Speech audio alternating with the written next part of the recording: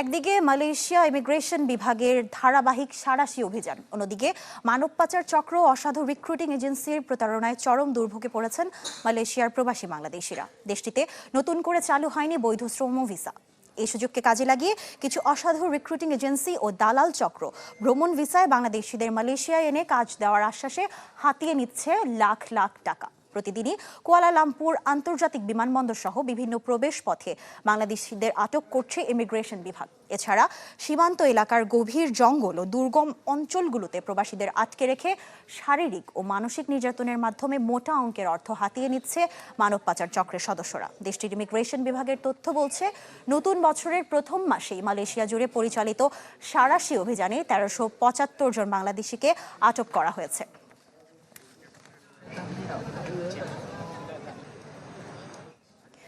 দর্শক, এ বিষয়ে আরও জানাতে আমাদের সাথে মালয়েশিয়া থেকে যুক্ত হচ্ছেন আমাদের সহকর্মী ওয়াহিদ সোহান। সোহান, মালয়েশিয়ার বিমানবন্দর থেকে তো বাংলাদেশিদেরকে ফেরত পাঠানো হচ্ছে এবং এই সাঁড়াশি অভিযানের আটককৃত ব্যক্তিদের মধ্যে বেশিরভাগই বাংলাদেশি, এটি কেন হচ্ছে?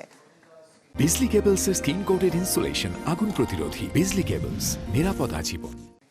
জি, আপনাকে অসংখ্য ধন্যবাদ। আসলে আপনি যেমনটি বলছিলেন যে মালয়েশিয়াতে যে ইমিগ্রেশন যে সাঁড়াশি অভিযান পরিচালনা করছে, এই সাঁড়াশি অভিযানের পেছনে যে কারণটি থাকছে সেটি হলো যে অসংখ্য অবৈধ অভিবাসী বাংলাদেশি এখানে অবস্থান করছে, যাদের নির্দিষ্ট সময়ে তারা কিন্তু বৈধ ভিসা নিয়ে মালয়েশিয়া আসার পরেও কিন্তু তারা এখানে বৈধভাবে থাকতে পারেনি। বিভিন্ন কোম্পানি অথবা বিভিন্ন রিক্রুটিং এজেন্সির প্রতারণার কারণে কিন্তু তারা প্রতারিত হয়েছে। আপনি যেমনটি বলছিলেন, আসলে মালয়েশিয়া বিমানবন্দরে প্রতিদিনই কিন্তু আমাদের অসংখ্য বাংলাদেশিকে ফেরত পাঠানো হচ্ছে। কারণ হলো যে বিভিন্ন রিক্রুটিং এজেন্সি এবং বিভিন্ন দালাল চক্রের যেই দৌরাত্ম্য, সেই দৌরাত্মের কারণে তারা প্রবাসী এখানে যে সমস্ত বাংলাদেশিরা আসছে তাদেরকে কিন্তু তারা ভুল বুঝিয়ে যে মালয়েশিয়াতে ভিজিট ভিসা বা ভ্রমণ ভিসায় সেখানে কাজ করা যায় অথবা তাদেরকে বৈধতা দেওয়া হবে, এমন একটি চক্র এখানে গড়ে উঠেছে। তারা এই কাজটি করছে যে তাদেরকে ভ্রমণ ভিসায় এনে এখান থেকে বের করে দিয়ে এখানে একটা চক্র তৈরি হয়েছে, তাদেরকে আটকে রেখে টাকা উদ্ধার করছে। এই যে প্রক্রিয়াটি চলছে, এটির কারণে মালয়েশিয়া ইমিগ্রেশন বেশ কিছু জায়গায় অভিযান চালিয়ে বেশ কয়েকজন বাংলাদেশিকে আটক করেছে এবং বেশ কয়েকটি বাংলাদেশি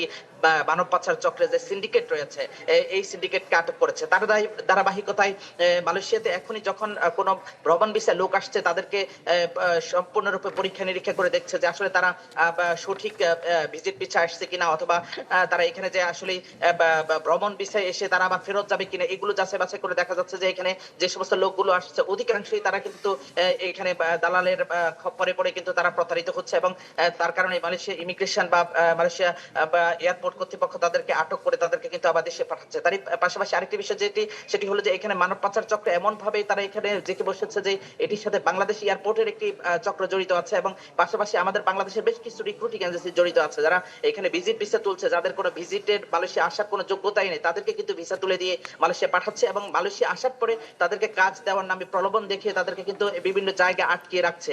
আটকে রেখে তাদের পরিবার পরিজন বা তাদের স্বজনদের কাছ থেকে কিন্তু টাকা দাবি করছে, টাকা আদায় করছে। এই প্রক্রিয়াটি আসলে এই মুহূর্তে যদি বাংলাদেশ গভর্নমেন্টের পক্ষ থেকে যদি বাংলাদেশ এয়ারপোর্ট এবং মালয়েশিয়ার যে সরকার রয়েছে, ইমিগ্রেশন রয়েছে, তাদের সাথে আলোচনা করে যদি অতি সত্বর এটিকে আইনের আওতায় না নিয়ে আসা যায়, তাহলে অসংখ্য প্রবাসী বাংলাদেশি কিন্তু তাদের সর্বোচ্চ কিন্তু হারাতে বসেছে এবং তারা কিন্তু এখানে আইনি জটিলতায় পড়ে কিন্তু অসংখ্য প্রবাসী বাংলাদেশি কিন্তু এখানে অবৈধ হয়ে যাচ্ছে এবং তারা আটক হচ্ছে দিনের পর দিন। আপনি যেটি দেখছিলেন যে আমরা ভিডিওতে দেখতে পাচ্ছি যে অসংখ্য অবৈধ অভিবাসী কিন্তু প্রতিদিনই আটক হচ্ছে। এই যে গত এক মাসে প্রায় আমাদের বাংলাদেশি প্রায় ১৫০০ কাছাকাছি কিন্তু আমাদের বাংলাদেশি কিন্তু আটক হয়েছে। এই যে পরিস্থিতি, এই পরিস্থিতির জন্য আসলে দায়ী কারা? এই জন্য মালয়েশিয়ায় আমাদের বাংলাদেশ সরকারকে মালয়েশিয়া সরকারের সাথে আলোচনা করে অতি সত্বর আমাদের অবৈধ অভিবাসীদের বৈধতা। সোহান, আপনাকে ধন্যবাদ। মানব পাচারকারী চক্রের বিরুদ্ধে অভিযানের সর্বশেষ তথ্য আমাদের জানাচ্ছিলেন মালয়েশিয়া থেকে সহকর্মী ওয়াহিদ সোহান।